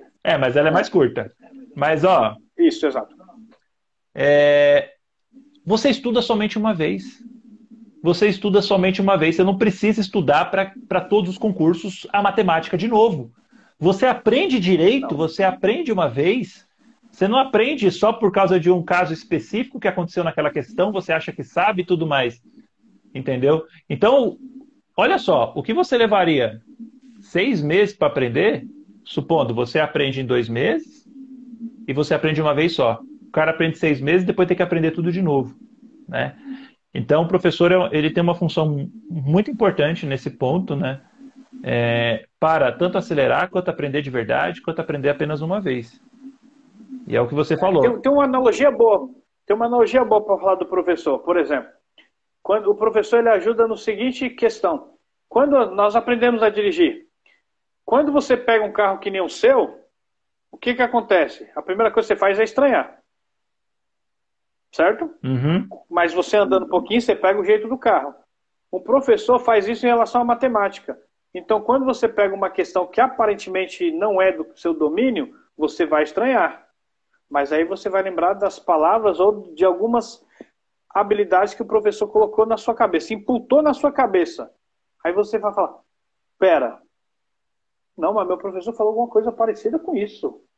Pera, tem associação. É igual você pegar um carro. Se eu pegar seu carro, pode ser, eu já dirijo há mais de 20 anos, mas pode ser que eu pegue seu carro e ele morra. Mas na segunda saída eu já vou pegar a embreagem. Vou pegar o freio. É isso que o professor faz. Então ele vai falar, a primeira impressão que ele vê na questão, fala, eu não sei nada. Depois ele vai falar, não, pera, meu professor falou que nessa situação eu tenho que resolver isso. Aí ele começa a clarear. Essa é a vantagem do professor, por isso que eu brinco. Quem estuda sozinho, ele pode ir mais rápido, mas com o professor ele vai mais longe, porque o professor ensina ensina uma forma de acelerar o processo. Então, porque isso aconteceu até nos meus concursos, né? Depois, numa outra live eu posso mostrar. Tinha uma questão de Araçariguama que eu lembrei de uma coisa que meu professor da faculdade me falou, e eu sou de matemática, que era um exercício que era um código de uma chave. Depois eu descobri que ele era uma progressão aritmética. Era só os números ímpares da chave. Ele fez uma combinação lá que era fazendo assim, 10 era 16 vezes 2. Aí depois fazia 13 vezes 2. Aí ele falou, eu quero a sequência do primeiro, do terceiro, do quinto, do sétimo e do nono número. Até eu cair a ficha, eu vi, não, primeiro eu preciso fazer todas as multiplicações. Aí ele me deu um número de 10, 12 dígitos. Os 7 primeiros dígitos ímpares era a chave do cofre. Aí eu lembrei do meu professor de lógica, ele falando, ó, presta atenção no que ele falou. É a chave do cofre, números ímpares. Então, o meu professor da faculdade, há 16 anos atrás, me fez entender essa questão. Se eu não tivesse o professor estudado sozinho, provavelmente eu tinha errado essa questão, mesmo sendo de matemática. Entendi. É isso que o professor faz. Ele acelera o processo. E principalmente, quando a gente fala de professor, a gente tem um grande embate, né? Do tradicional e do novo. O que era matemática antigamente e o que é a matemática hoje, né? E eu vejo a matemática de antigamente como uma matemática que você tinha uma fórmula, né, para você resolver, e o professor passava 1 milhão de exemplos, e aí você terminava, resolvia, porque era um mecânico, né? E aí, quando você terminava de resolver um exercício mecânico que você muitas vezes nem pensava, você achava que aprendia, e muitas vezes você fala que o ensino de antigamente, né, era o melhor de todos, né? E como você vê a matemática hoje? Principalmente que essa matemática nova de hoje em dia é bem diferente desse tradicional. Esse tradicional não dá certo. Não dá certo e muita gente fica frustrada, é reprovada. O que você vê de diferente do novo hoje, que eu já vi muitas vezes que você já se coloca, assim como eu também, como um mediador do conhecimento, não o detentor, a gente não sabe de tudo, a gente faz muitas perguntas, né? Como você vê hoje a nova educação, a educação do século XXI, a nova educação? Eu vejo com bons olhos, cara, porque, na verdade, a dificuldade que as pessoas têm de matemática é não ver sentido nos números, que foi o que nós aprendemos, né? O cara dava a fórmula de Bhaskara pronto, você decorava, ele passava 1 bilhão de exercícios, você fazia 1 bilhão e 1 de exercícios. Na verdade, você não entendeu a matemática, você decorou uma forma de fazer. Agora um desabafo. Agora um desabafo. Não adianta você saber a fórmula de Bhaskara, resolver, se você não sabe calcular o máximo de uma função que determina o lucro máximo de uma empresa. Não adianta nada. O que é cobrado no concurso não é a fórmula de Bhaskara, é o lucro máximo e lucro mínimo. Ou o movimento uniformemente variado, que você joga um negócio para cima e cai do outro lado. Achei que você ia falar que ele cai para baixo. Ele cai para baixo. Aí eu ia matar, se tiver professor de português aqui, não se sinta envergonhado. Então, eu vejo com bons olhos, porque você precisa dar sentido aos números. Então, quando nós vamos ensinar matemática moderna, meus alunos já se acostumaram a perguntar isso. Ô, professor, mas me dá uma aplicação prática para isso. E eles perguntaram para mim, qual é a função de segundo grau mais conhecida que você... Qual a função de segundo grau mais famosa? Eu falei para eles, simples, a aceleração da gravidade. 9,8 metros por segundo ao quadrado. A aceleração da gravidade né? A aceleração da gravidade é uma coisa real para eles. Você vai falar de logaritmo. Me fala alguma coisa famosa de logaritmo. Fala, escala Richter, terremoto. pH. O poder de... pH. Falamos uma vez, né? Que é cologaritmo, né? Aí você vai fala uma função de segundo grau. Essa eu mostrei andando, né? Uma função de primeiro grau. Professor, para que serve a função de primeiro grau? Eu falei, tá vendo isso aqui? Aí eu parei e comecei a caminhar na sala. Eu falei, como é que é o nome disso na física? Movimento uniforme. Isso é uma função de primeiro grau. É o sorvetão. O que mais, professor? O sorvetão. Aí eu falei para eles assim, eles falaram, o que mais, professor? Falei, você já viu, seu pai já abasteceu um carro? Já. Quando você abastece o carro, é o quê? Isso é noção intuitiva de função. Você precisa de 2 grandezas, não tem? Ele, quais? Eu preciso saber quanto meu pai tem e quanto que cabe no tanque do carro. Então, isso aí é uma definição de função. relação de dependência entre duas grandezas. A matemática nova, o professor que tem aquela matemática engessada, ele não consegue mais dar aula. Se ele não der sentido aos números, os alunos nunca vão aprender matemática, porque ele tem as informações ali. Eu não preciso ensinar a fórmula de Bhaskara, ele tem no Google. Eu preciso ensinar para ele para que serve o X do vértice e o Y do vértice. Aí entra o lucro máximo e o lucro mínimo. Eu não preciso ensinar para o cara função de primeiro grau, AX mais B. Ele tem no Google, mas eu posso falar para ele que uma função de primeiro grau você usa quando vai abastecer seu carro no posto de gasolina. Não entra nesse assunto não, que senão a live vai cair, não, porque tá muito caro, tá muito caro. Na verdade, já deixou de ser função de primeiro grau, já virou exponencial, né? Porque como aumenta o negócio, né? Aí eu falei para eles, né? Você pega a geometria. Uma vez eu fiz um exemplo chulo para eles. Eles falaram, professor, mas... Eu falei para eles, vocês nunca se perguntaram por que os vidros da escola são quadrados? São retangulares? Vocês nunca se perguntaram para eles? Imagina se fosse circular, o que ia acontecer? Eles falaram, ia chover mais dentro do que fora. Sim, porque não ia dar para fechar. Aí você entra... Você imagina que os vidros... Aí você entra na geometria. Do conteúdo de ladrilhamento, né? Isso. Aí eu falei para eles, imagina se a roda... Eu até usei aquela coisa do Chaves, imagina se a roda fosse quadrada. Eu falei uma vez essa brincadeira. Você imagina se o pneu do carro fosse quadrado. Você sabe que, assim, uma das coisas que eu recebo, às vezes até na maldade, né, de muitos alunos, ou talvez na ingenuidade, né, é assim, aonde que eu vou usar isso na minha vida, né? Aonde que eu vou usar essa matemática na minha vida? E eu sinto que esses alunos, eles não tiveram a oportunidade de relacionar a matemática com a vida. A matemática no Enem, inclusive mandaram dar um salve para o Enem aí, uma positividade, vão lá, boa sorte. Eles não tiveram oportunidade de ver como a matemática, eles talvez tenham sido estudantes de uma escola tradicional, como a matemática se relaciona no cotidiano, como que você consegue fazer relações com a matemática no cotidiano. Eles não tiveram essa oportunidade, e aí eles não conseguem olhar ao redor e não conseguem enxergar a matemática. E aí cria-se esse discurso, que muitas vezes é de defesa. Aonde que eu vou usar isso? Eu não preciso aprender isso daí.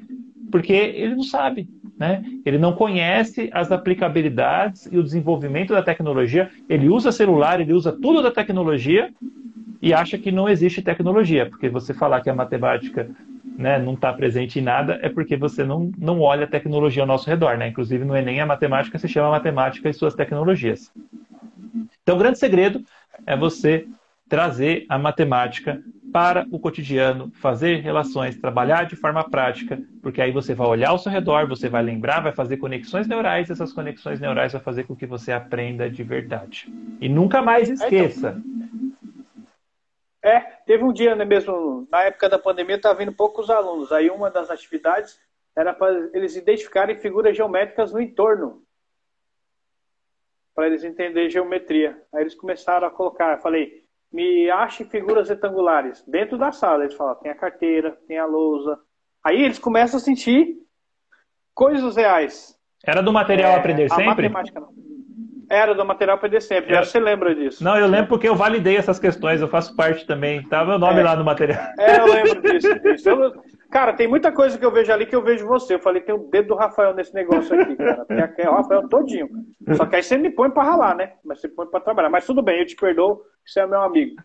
Então, assim, os alunos só aprendem matemática quando você coloca coisa real. Por isso que eu gosto. A matemática da nossa época eu nunca gostei. Nunca gostei. Porque eu vi que eu só aprendi logaritmo quando eu comecei a dar aula. Eu terminei a faculdade sem saber log, porque eu aprendi a matemática engessada. Eu nunca entendi aquele negócio, porque log de A mais vezes B é log de A mais log de B. Porque aquilo que você falou, o professor ensinava, por exemplo, a fórmula de Bhaskara e passava 1 milhão de exercícios iguais e você achava que você aprendeu. Aí quando caiu uma situação problema, você não sabia fazer. Eu não aprendi nada. Eu mecanizei uma forma de aprender matemática. Você sabe, Mário? Quando você... Pode falar, desculpa. Pode falar. Não, pode falar. Se cair e você quiser abrir outra, pode abrir, a gente termina. Não, mas não cai não. Quando ela fica mais de 1 hora, é porque a live tá boa. Senão ela derruba. Então tá bom. Deus seja louvado. Continua. Não, o que eu vou falar para você é que é uma estratégia que eu adotei em todas as aulas que eu dou, tanto nas aulas que eu gravo, para o curso, que eu tenho um curso para o Enem, quem não sabe, tem um curso para concurso, todas as aulas que eu dou, eu começo com um problema antes de falar a teoria. A minha aula, Eu faço isso também. as minhas aulas, elas não começam assim. Eu tenho uma aula que é fantástica, que é a aula que eu uso para mostrar o significado da função do segundo grau. E eu começo com um problema que é assim. Quem é aluno do meu curso sabe esse problema que está lá gravada. Uma caixa de sorvete custa R$ 20 e, custando esse preço, ele consegue vender 300 caixas. A cada R$ 1 que ele abaixa, ele vende uma caixa a mais. Ou, a cada R$ 1 que ele abaixa, ele vende 20 caixas a mais. Qual é o valor que ele tem que vender para que ele obtenha a receita máxima? Ou seja, que ele arrecade cada vez mais dinheiro, né? Porque se ele abaixa o preço, ele vende mais, consequentemente, ele tem uma receita de dinheiro maior. E eu resolvo esse problema sem usar a fórmula de Bhaskara, sem usar o ponto de máximo, sem colocar no gráfico, só por tentativa e erro. E aí depois eu mostro a ferramenta matemática. E isso eu faço com inúmeras aulas. Eu começo a ensinar a matriz com a tabela do Campeonato Brasileiro. Quando o Corinthians está bem. Quando está mal, eu uso outro tipo de tabela. Mas, enfim. Ainda bem que você não torce para São Paulo. Você ia ter problema para ensinar isso. Então, todas as aulas eu começo usando uma situação, problema do cotidiano, usando um desafio, porque às vezes é muito difícil contextualizar na matemática, de fato, né? Para ter essa relação. Inclusive, eu vou entrar com muito mais detalhes, e agora é um convite que eu faço para todo mundo que está aqui, que eu vou dar um aulão. Todas essas questões específicas aqui, a gente não tem lousa aqui, né? A gente fala assim de modo abstrato, como que ensina, como que aprende, como que estuda, né? A gente fala muito de modo abstrato. Mas eu vou colocar na prática, aí vai ter uma lousa, tudo bonitinho, que eu vou dar um aulão, que vai acontecer no próximo dia 16. E no próximo dia 16 vai cair na terça-feira, vai ser às 8 horas da noite, né? Um aulão de matemática e raciocínio lógico matemático. Vai ter muita teoria, vai ter muita prática. Então, assim, igual o Juscelino Kubitschek, eu acho que o Getúlio Vargas falou, 50 em 5, né? Então, muita coisa vocês vão aprender em uma aula só, que vale muito a pena. E o link está lá na bio. Eu quero convidar todo mundo que está aqui. Acesse a bio, entra no grupo do WhatsApp. Eu estou lá nesse grupo, tá certo? Que eu vou mandar o material didático dentro desse grupo, que a gente vai trabalhar lá. Vou enviar o link também para participar. E aí, consequentemente, ela vai fazer muita diferença, principalmente para quem tem matemática ou raciocínio lógico em concursos. Então, novamente, na bio do meu Instagram, acho que aqui em cima, né, tá o meu Instagram e o do Mário. Não é na bio do Mário, da bio do Mário tá falando lá sobre São Paulo, né? Na minha bio, entra lá, vai ter um link que a gente vai falar muita coisa sobre matemática. Vai ter lousa, vai ter cálculo. Nossa, eu acho que a gente vai quebrar muitas barreiras de aprendizagem nessa live também. Inclusive, Mário, se você quiser aparecer nessa live também, pode aparecer lá, vai ser um prazer. Principalmente para me corrigir quando eu errar. Eu pretendo, sim, eu tenho um negócio para aparecer, mas quando chegar eu entro. Vai ser 8 horas, né? Vai ser 8 horas da noite. Não, beleza. Porque é legal, cara, assim, eu fui para outra escola e, assim, como os alunos, pra gente, é um desafio para os professores. Como os alunos têm muita informação fácil, se você não der sentido aos números, eles não aprendem. Agora, o professor tradicional da nossa época, ele não consegue dar aula de matemática hoje. Ó, Mário, eu vou falar para você. Tem muito professor aí que ensina matemática de forma tradicional, que você fala assim, aprendi, e aí chega na hora, é a pior frustração do mundo, você não consegue resolver o problema. Né? Eu era assim no começo da minha carreira, a gente vai aprendendo e vai se qualificando, né? Eu era assim, eu andava com o livro, parecia desodorante de braço. Eu só andava com o livro do lado, aí eu começava... Olha a minha aula, Mário, no começo da carreira. Olha a minha aula no começo da carreira. Eu escrevia a teoria na lousa, pedia para os alunos copiarem, explicava 5 minutos, né? Depois pedia para eles fazerem exercício e nos últimos 10 minutos da aula respondia. Então, era bem padrãozão assim mesmo. Quem teve professor que... Oi, quem chegou? O Leandro. Leandro tá aí? Leandro. Ô, Leandro, abraço, meu velho. Esse é muito doido, Saudades, gente. Ó. Amigo. Muito inteligente, mas doidão. Muito inteligente. Muito inteligente, Leandrão. Esforçado. Ele também passou nesse concurso com a gente. Então, assim, retomando. Tem muito professor que dá aula copiando na lousa. Você Cara, pra que copiar na lousa, velho? Entendeu? Às vezes uma teoria, uma outra, uma anotação, ou outra mais importante, né? Mas aí ele copia na lousa, você passa 30 minutos da aula copiando na lousa, você vê tudo de forma mecânica, não contextualiza com nada, chega na prova, e aí tá tudo contextualizado, você não consegue fazer nada, é a pior frustração do mundo. Quem já teve professor assim, sabe do que eu tô falando. Dá um... Cara, você vou te contar uma experiência legal, cara, que eu fiz numa turma minha. Eu fui trabalhar com números racionais, eu pedi para os alunos trazerem nota fiscal de domingo. Falei, seus pais me trazem uma nota fiscal. Aí eu pedi para mostrar para eles, isso foi nas séries iniciais, mostrar para ele quais são os algarismos inteiros e os algarismos decimais. Aí eles começaram a entender, que é o que você falou, a matemática prática. E aí eu pedi para eles somarem, por exemplo, peguei assim, pega o tanto que seu pai gastou com o que a mãe de fulana gastou para ver quanto gastaram. Eles aprenderam a somar números decimais com nota fiscal. Você sabe? Nunca mais esqueceram. Você sabe uma das outras aulas que eu dei, que foi uma das aulas, acho que foi uma sacada que eu tive, e eu vou, inclusive o professor Tiago que me emprestou o termômetro, né, o Tiaguinho.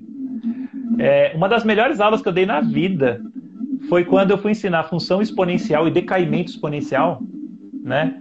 E aí o que eu fiz? Eu peguei uma caneca, era aquela que eu andava lá presa, enchi ela de água, coloquei no micro-ondas, deixei a água bem quente, e aí levei para a sala de aula. E aí fui pegando a temperatura a cada 5 minutos, Mário. A cada 5 minutos eu fui pegando a temperatura, os alunos observando. Então vamos supor, no instante zero, a temperatura era 40 graus. Aí 5 minutos depois ela era 32. Aí 10 minutos depois ela era 30. E aí a gente foi colocando isso daí no gráfico. Aí depois de pôr no gráfico esses pontos... Mário, por favor, Mário. Aí a gente...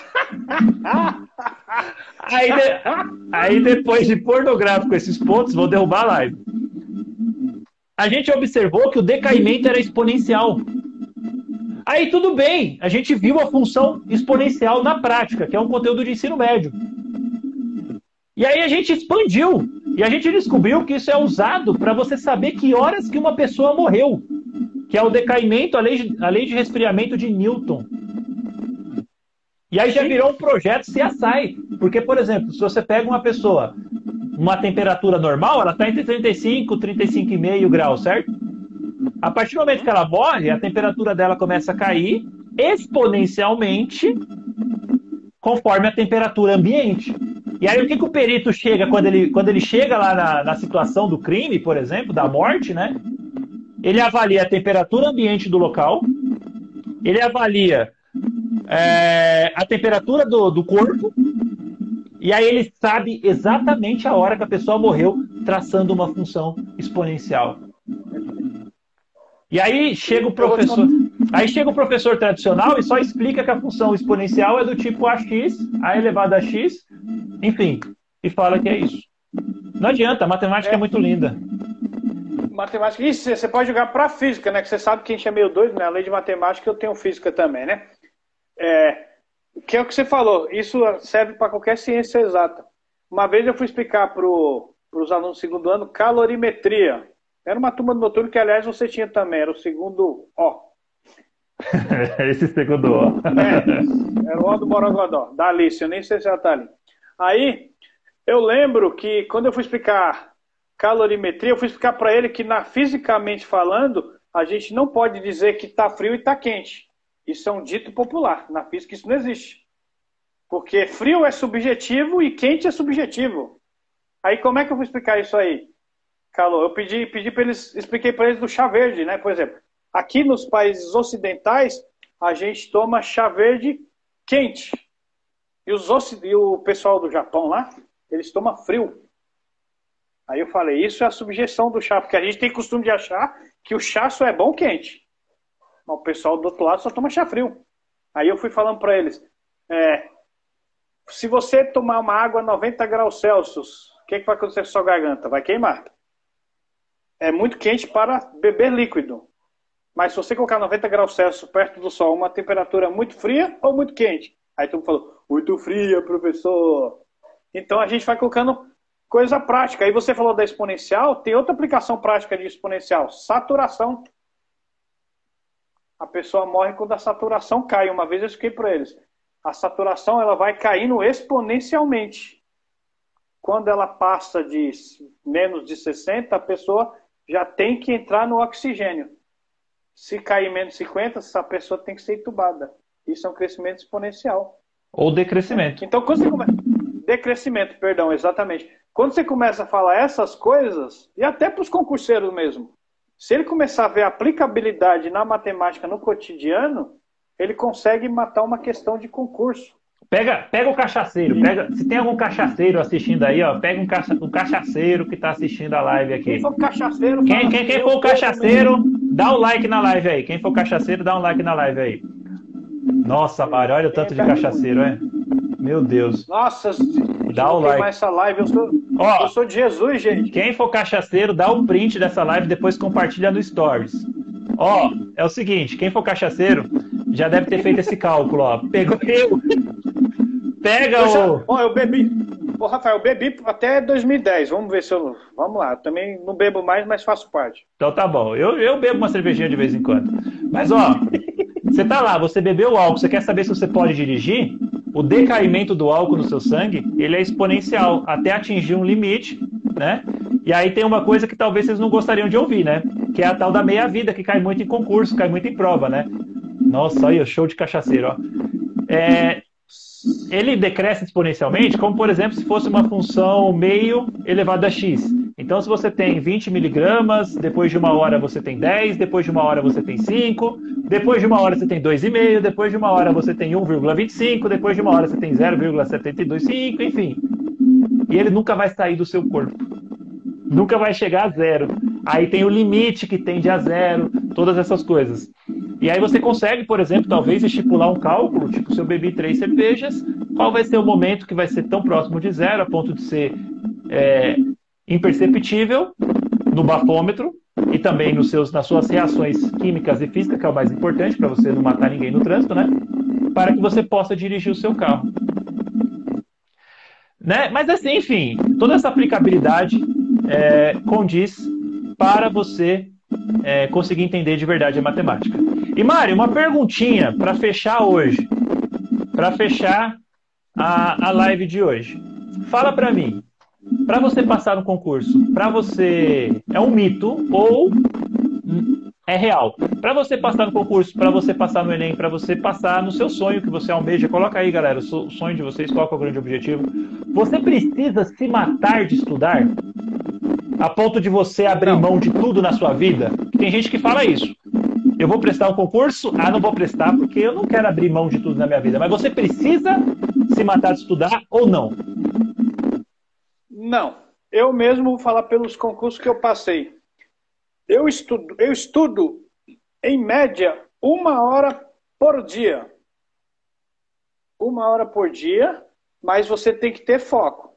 Hoje eu vou estudar leis. Vamos citar pela nossa área. Vou tirar 1 semana para estudar a Constituição, do artigo 205 até 214, que são os artigos que regem a educação do Brasil. Então eu vou tirar 1 hora por dia e vou estudar. Estando em casa, dá para assistir videoaula, mas eu vou treinar. Se eu for para algum, eu gosto muito de acampar. Quando eu ia acampar, eu levava um livro, mas eu estudava 1 hora por dia. Não precisa... Outra coisa, o concurso é possível passar. Quando chegou perto do concurso, você fez a mesma coisa que eu. Quando faltou mais ou menos 1 mês para o concurso, eu fechei todos os livros. Você lembra disso? Porque eu já vi que eu estava preparado. Eu não fui para a festa na véspera, mas eu fui com meus irmãos para o Esfirra Chique comer esfirra na véspera do concurso. Fui também, eu fui despirocar. Não adianta você estudar na véspera. Você vai colocar, porque o concurso não tem só a parte acadêmica, tem a parte emocional. Se você deixa para estudar muito na véspera, você vai colocar uma carga emocional em cima de você que você pode errar questões básicas no concurso. Então não tem só a parte acadêmica, cognitiva, etc. Tem a parte emocional. Você também tem que se preparar emocionalmente para passar. É isso aí. Então, é possível ser aprovado no concurso. Você já foi aprovado em 4 concursos. Não dá para assumir todos, né? Porque o dia só tem horas de trabalho, o dia só 24 horas? tem. É, não dá, mas você usa alguns até como escada, né? Para você cada vez ganhar mais experiência e ser aprovado. E eu vou falar em específico, novamente, eu estou fazendo a chamada aqui, eu vou falar em específico da matemática no aulão, no dia 16, tá certo? Não vai ser aqui no Instagram, porque aqui eu não tenho ferramenta para fazer lousa, todas essas questões assim, não fica muito legal. Então é preciso que vocês entrem no grupo que eu deixei lá no link da bio para poder participar do aulão. E quando chegar lá no grupo também tem um questionário para vocês responderem, para eu conhecer um pouco mais vocês e fazer um aulão personalizado, seja com as dúvidas, seja com o que você espera também, beleza? E lá, novamente, eu vou falar muita matemática. Oi? Uma diquinha também. Todo concurso que eu faço, mais ou menos na metade dele eu paro para beber água mesmo que eu esteja sem vontade. Porque o nosso cérebro ele funciona mais ou menos entre 2 e 3 horas para estudo. Por isso que existe intervalo numa escola. Ninguém consegue estudar 6 horas ininterruptas sem parar. Não é intervalo, Mário, é recreio. É recreio, isso. Então, quando eu vejo que a cabeça já está ficando doida no meio da prova, eu paro e vou tomar água. Respiro. Naquele concurso que nós passamos mesmo, teve uma hora que eu fiquei 10 minutos no banheiro olhando pro nada. Eu falei pra pessoa. E eu parei para dormir. Você parou pra dormir, eu levantei.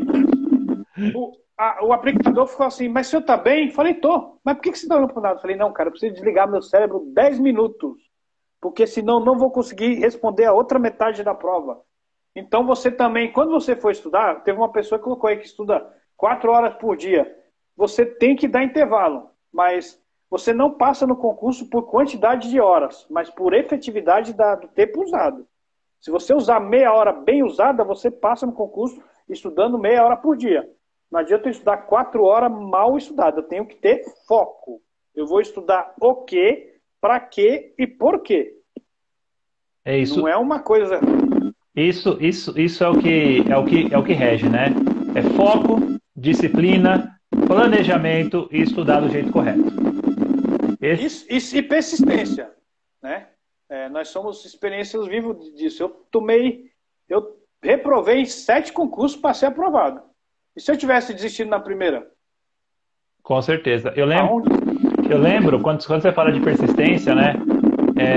Eu lembro quando eu fui aprovado no mestrado, né, para fazer, né? Quando eu fui aprovado no mestrado, foi uma surpresa para mim, porque eu prestei a primeira vez e eu achei que eu não tinha ido bem, eu acabei indo bem.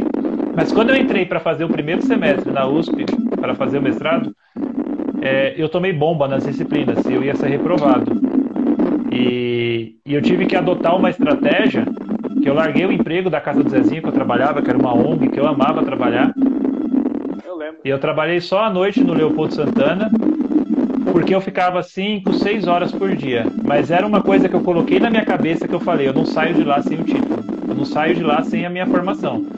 E é isso que você precisa. Você estudante, não é você, Mário, porque você já é, né?